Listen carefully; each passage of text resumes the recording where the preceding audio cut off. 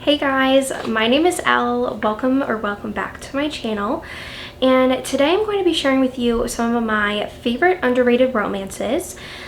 So the reason why I wanted to do this video is because I've just been reading so many good books, and I wanted to do a video of some underrated romances because I feel like you see so many hyped books all the time, but maybe there's some gems that you just haven't read yet just because they're underrated. The criteria for this video is based on how many people are rating it on Goodreads. If it's like less than 10,000 ratings, I include it in this video. So let's get right into the first book. So the first book I'm going to talk about is Lord of Temptation by Lorraine Heath. This one is a historical romance, and it is a historical romance set at sea. So our heroine is trying to find her long-lost fiance, who I think he was like at war or something and he got injured. I can't really remember, but she is just trying to find him, and so she is trying to go on this ship to go to the place where he was last seen, and she's trying to convince like the captain of the ship, which is the hero, to let her go. And he's like, okay, I'll let you come only if you will promise me 3 kisses, and he can extract those 3 kisses at any time he wants. And that's where the story starts. So it's a like romance at sea, and it's forced proximity. It is so good. I listened to it on audio. It is on Hoopla, so if you have Hoopla, definitely go check it out. I absolutely love this book. Super angsty because he, is a captain at sea, and he doesn't want to be tied down, and she wants to get married and kind of like start living her life, but he's like, I don't know if I can give up the sea yet. And I just really love this book, and I really love the ending of this one. It was just so perfect. So definitely go check this out. Lorraine Heath is amazing, and she has so many books that are just amazing and you need to read. The next book I'm going to talk about is A Wicked Game by Kate Bateman. I feel like Kate Bateman is so underrated as a historical romance author, and this one is such a fun romance. So our heroine, well, let's start off with our hero. So our hero basically gets like in a shipwreck, and it's all because of this map he received, and the map was wrong. And so now he is absolutely furious, and he's like, I want to go get revenge on the person who made this map. And so he finds out that the person that made the map is the heroine. So the heroine is a cartographer, and he is trying to get revenge on her, but he's also really attracted to her because they are family rivals. Their families have been rivaling for like hundreds of years, and so he's like, well, I can get my revenge and seduce her. And it is really good. They also have to figure out kind of like the mystery behind the map, and I thought it was really fun. It's action-packed, angsty, and it's another thing of like, I think when they were younger, they like promised each other that like 1 kiss, or he was like, you have to give me 1 kiss or something. And so he is just like drawing out this kiss the whole entire book of like when he's gonna kiss her. And it is so good, very angsty, and I love this book. The next book I want to talk about is Bittersweet Heart. This one, it's by Helena Hunting.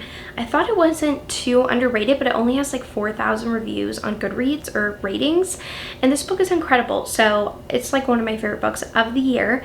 So this is a student-teacher romance, and so our hero and heroine meet on a lake when the heroine basically like falls asleep on like a floaty in this lake, and the hero basically saves her, and then they end up meeting and having this summer fling of just like hooking up together. And so when it comes to the fall, the hero is in his senior year of college, and when he goes to one of his classes, he realizes that she is his professor, and it's just really awkward because they slept together and they had like a fling, and so she wants to keep everything professional, but she keeps running into him, and she also has this really like scary ex who won't leave her alone. So it's just really good. I love this one. This whole series is very angsty and just really good. There was also some suspense in this one. I love this book, and more people need to read it, especially listen to the audiobook, because Zachary Weber narrates, I think, this entire series, and it is incredible. Highly recommend. And then the next book I'm going to talk about is Legacy of Shadows by Tessa Hale. This is a Why Choose Romance is Paranormal. This book I really liked. It is super duper short. I listened to the audiobook and I think it's around like 3 hours, and it's just so fun. So our heroine, she is in a really bad spot in her life. Like, she is just trying to get through life. Like, her mom is very abusive towards her, and the only solace she found was in her best friend, but he moved away. And so now she's a teenager and she sees her childhood best friend, and he is like, I can get you out of this situation and you can stay with me for a while. And so she agrees to it. And when she travels with him and finds where they're staying, she realizes that there's like 4 other guys staying with him. And so they start going to this like preparatory school, and she starts realizing like paranormal things start happening, and it's really good. The book does leave off on a cliffhanger, but I'm excited to read the next one. But I just loved all of the guys in this book and the relationship she had with all of them. It was just super fun and intriguing. If you want just a really fun Why Choose short audiobook romance, I would recommend this one. The next book I have to talk about is Primal. This book is so good. This is a spicy novella, and it revolves, like, this whole series revolves around like fairy tale romances but with monsters. So this one is a Goldilocks and the Three Bears like sexy retelling. And so just imagine like monster bears, like Why Choose Paranormal, and it is so good. It is very spicy. It is on Kindle Unlimited. I love this book, and I love this whole series of these monster romances. They are amazing, like top tier monster romances. If you just want something quick and spicy, I highly recommend Primal. I have Scoundrel of My Heart, which is probably my favorite Lorraine Heath book. It only has like 2,000 ratings on Goodreads. Like, more people need to read this book. It is incredible. So this is a best friend's brother's romance. So our heroine really wants to get married and get married to somebody of high status, but she starts kind of having feelings for her best friend's brother, but he is like a second son, and she's like, we can't be together. And so this duke puts an ad in the paper, like, send like a letter of why I should marry you. And so she starts hanging out with her the hero, which is her best friend's brother, and they start talking, and she's like, I really want to send a letter to the duke, but then she starts catching feelings for him, like the hero, and doesn't. Then the hero ends up sending a letter for her, and so she ends up being picked by the duke. And now she's like stuck in this situation where she wants to be with the hero, but she's engaged to the duke, and she can't like embarrass the duke in front of all of society. And the hero actually goes away for a couple of months because of something that happens, and now he's back, and he's kind of more roughened and like a grittier hero. Like, he's been through some stuff, and when she sees him, she is so mad at him for leaving, like getting her stuck in this situation. It is very angsty, spicy. It is just so good. One of my absolute favorites from Lorraine Heath. Highly recommend. I think I listened to the audio of this one, and it was absolutely incredible. Then I had to include Indigo by Beverly Jenkins. When I looked at the ratings on Goodreads, she only has like 2,000 for this book, and this book is absolutely incredible. And I feel like for me and a lot of people in the historical romance community, we know that like Beverly Jenkins is the queen of historical romance, is one of the queens.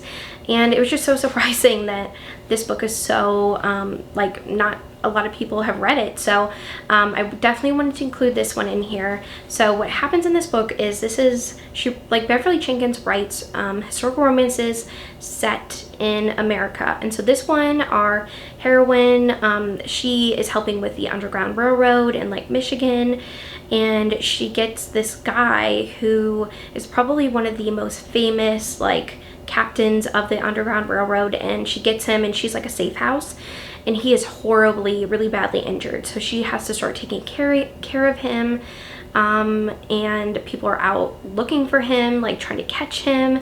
And so it's kind of like like a caregiver romance, like she's taking care of him, helping him, and then when he gets better, she finds out that he's also very, very wealthy, and so he tries to woo her with his like riches, and she's like, I don't need that. And it's kind of like a little bit billionaire romance-y, but I just really love this one. I love the romance between these characters. I loved the heroine's backstory, and I just love this romance. It is probably like Beverly Jenkins' most wide and well-known romance by her, and it's just incredible. I recommend it to everyone who wants to get into historical romances because it is a fantastic read. Then I have another novella, which is Thin Ice by Cassie Mint. This one is a figure skater romance who falls for her coach. And I just thought this, I remember reading this book and really, really liking it, loving, it was like the perfect novella that I've read in a really long time. I remember it being spicy and forbidden, but not too long, had some plot in there. I just really liked it. Highly recommend. And then the last book I want to talk about is Blame It on the Tequila by Fiona Cole. This is probably one of my favorites of the year. I love this romance. So this is a second chance rock star romance and step-sibling romance. So our hero and heroine meet when they find out that they're step-siblings, and they kind of start having like a romance when they're in high school together. But then something happens where the hero kind of like betrays the heroine and leaves her in the dust for years, and she ends up accidentally like seeing him on like an Instagram live because her best friend like joins his like Instagram live or something, and then she's with her best friend, and so she sees him for the first time in like 5 years, and he's like, oh my gosh, like I never forgot about you, like I feel so bad for what happened. And she's like, I don't really want to deal with you. And now he's this big shot musician in this band, like kind of like One Direction like fame, and he wants her back. And she also gets like asked to help them write some songs, because when they were in high school she would help them write songs for the band, and he's also in a writing rut, so she joins the band for a couple months on the road helping them write, and she starts reconciling with the hero, but she also like, I don't want to get back together with you because you really hurt me. And it's just so good. It was very, very angsty, second chance. Just, I love this book, and more people need to read it. Alright, well that is the end of this video. I hope you enjoyed it. I want to thank you so much for watching this video, and I will see you guys in my next one.